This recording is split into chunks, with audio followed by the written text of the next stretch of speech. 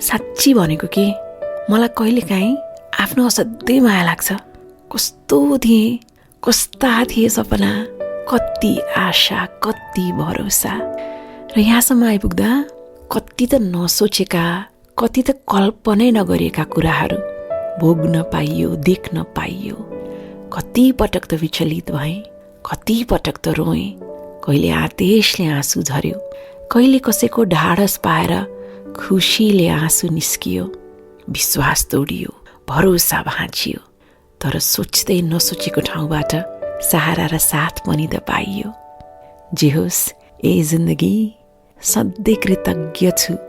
कमजोर पाइलामा कहालिँदै कुना पसेको रात पनि याद छ। हार मान्ने छैन भनेर आफैले मन बाँधेर कदम अघि चालेको नि याद छ। र अहिले साँच्ची आफैले आफैलाई धाप मान्न मन लाग्छ, स्याबास भन्न मन लाग्छ।